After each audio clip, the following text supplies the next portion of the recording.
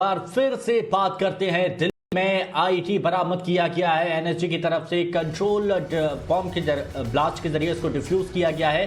बड़ी खबर इस वक्त आपको बता रहे हैं। 26 जनवरी के पहले बड़ी साजिश नाकाम हुई है। हाई अलर्ट इस वक्त पूरे देश में है। 26 जनवरी के चलते हुए हर जगह चप्पे चप्पे पर निगरानी बरती जा रही है, लेकिन बड़ी साजिश को नाकाम किया गया। गाजीपुर बॉर्डर के पास एक बैग में आईटी बरामद हुआ, जिसे नेशनल सिक्योरिटी गार्ड की टीम ने विस्फोट कर नाकाम कर दिया। कंट्रोल विस्फोट जिसे कहा जाता है, ऐसे करते हुए उसे नाकाम किया गया। आज सुबह करीब 10:30 बजे पुलिस को एक कॉल मिली थी, जिसमें एक लावारिस बैग की सूचना मिली।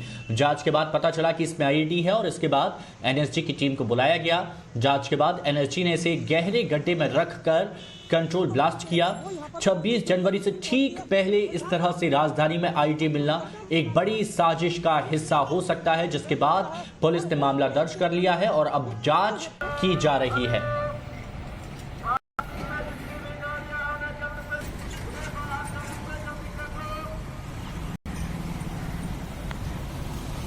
तो 26 जनवरी से पहले दिल्ली में आखिर आईईडी आया कहां से, ये एक बड़ा सवाल है जिसका जवाब इस वक्त दिल्ली की जनता चाहती है।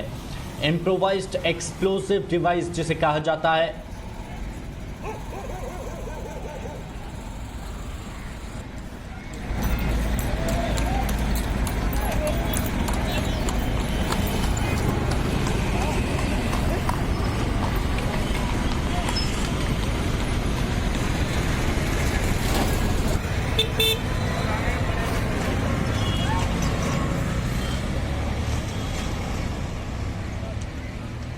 अनुज हमारे सहयोगी हमारे साथ इस वक्त जुड़ चुके हैं। अनुज, आखिर कौन था जिसने इतनी बड़ी साजिश को अंजाम दिया, वो भी 26 जनवरी से पहले जब पूरा अलर्ट पर है?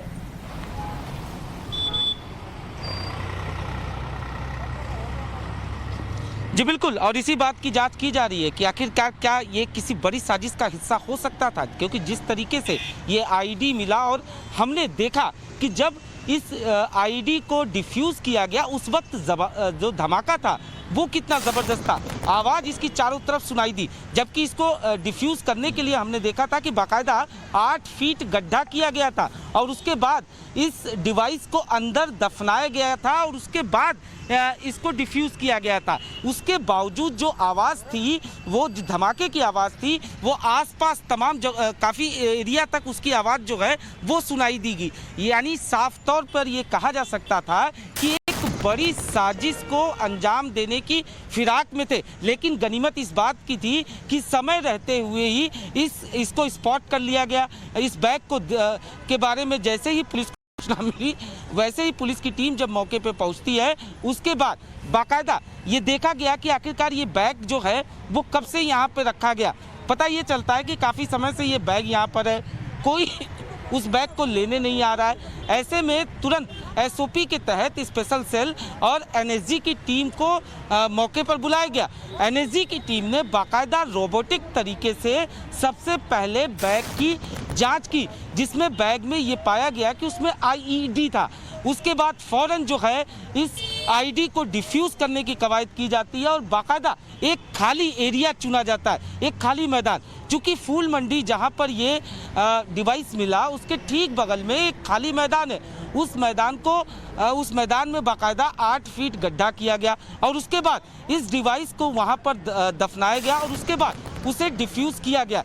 यानी गनीमत इस बात की थी कि सही समय रहते ही इसे स्पॉट कर लिया गया। लेकिन अब ये जांच की जाएगी कि क्या ये किसी बड़ी साजिश का हिस्सा था, क्योंकि 26 जनवरी से पहले इस तरीके की आईडी का मिलना अपने आप में कई सवाल खड़े कर रहा है और यही वजह है कि स्पेशल सेल जो है वो पूरे मामले की तफ्तीश में जुट चुकी है। मामला जो है एक्सप्लोसिव एक्ट के तहत जो है वो दर्ज किया जा रहा है और उसके बाद स्पेशल सेल की टीम पूरे मामले की तफ्तीश करेगी। एनएसजी की टीम जो यहाँ पे मौजूद थी, जिसने इस डिवाइस को डिफ्यूज़ कराया, उससे बाकायदा जानकारी साझा किया गया और ये पता लगाया गया कि आखिरकार इसके अंदर और कौन कौन सी डिवाइस का इस्तेमाल किया गया।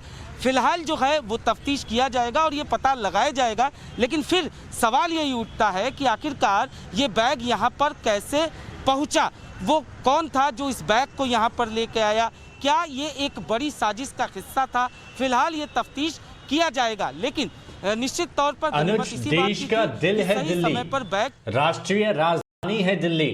26 जनवरी बेहद नजदीक है और 26 जनवरी पर जिस तरह के कार्यक्रम दिल्ली में आयोजित किए जाते हैं, हम देखते हैं कि चप्पे चप्पे पर निगरानी रखी जाती है, बैरिकेडिंग की जाती है, जांच पड़ताल की जाती है, सुरक्षा के कई घेरे यहां पर बनाए जाते हैं।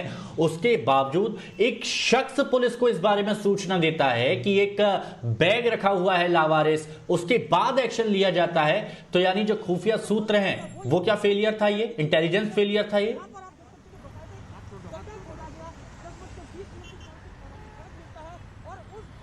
जी बिल्कुल, और इस बात के बारे में पता किया भी जाएगा। लेकिन सबसे बड़ा सवाल यहाँ पर ये उठता है कि जिसने भी इस बैग को रखा उसे इस बात का इल्म था कि जो ये पूरा इलाका है यहाँ पर सुबह के वक्त काफ़ी भीड़ भाड़ रहता है। फूल मंडी है, फूल मंडी के बगल में ही सब्जी मंडी है।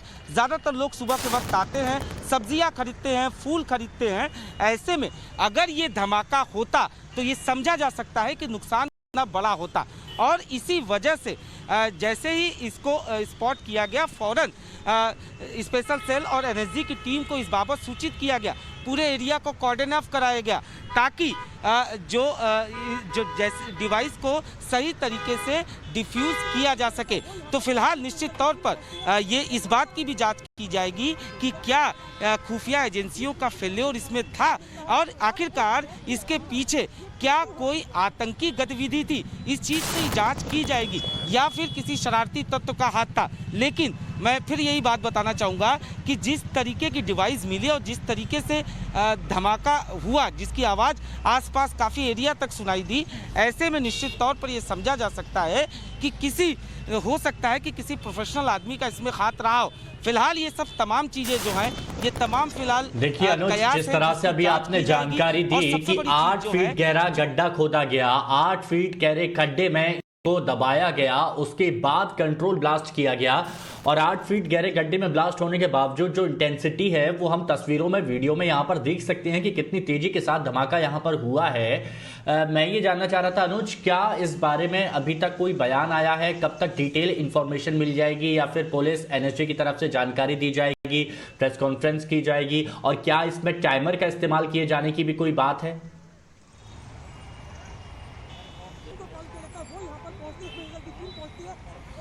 जी बिल्कुल, इस बाबत अगर पुलिस की बात की जाए तो स्पेशल सेल का साफ तौर पे यही कहना है कि अभी चूंकि जो चीज़ें थी वो शुरुआती चीज़ें हैं और अभी जानकारी इकट्ठा की जा रही है। हालांकि मामला दर्ज किया जा रहा है, उसके बाद ही सही मायने में आधिकारिक तौर पर बयान दिया जाएगा कि आखिरकार इसमें क्या कुछ चीज़ें थी, क्या कुछ मटेरियल मिला है और आखिरकार इसके पीछे जिम्मेदार कौन है। तो फिलहाल जो स्पेशल सेल है उसका साफ तौर पर यही कहना है कि अभी मामले की तफ्तीश की जा रही है, जांच किया जा रहा है, उसके बाद ही आधिकारिक तौर पर इस बाबत बयान दिया जाएगा कि आखिरकार क्या इसमें टाइमर था, कौन कौन सी डिवाइस इसमें इस्तेमाल किया गया। क्योंकि जिस तरीके से हमने बताया कि डेंसिटी आवाज़ जो सुनाई दी, काफ़ी एरिया तक ये आवाज़ सुनाई दी, ऐसे में निश्चित तौर पर जो विस्फोटक था उसकी क्षमता को समझा जा सकता है। तो फिलहाल जो है वो तफ्तीश किया जा रहा है, मामला दर्ज किया जा रहा है। स्पेशल सेल चूँकि कहा जा सकता है कि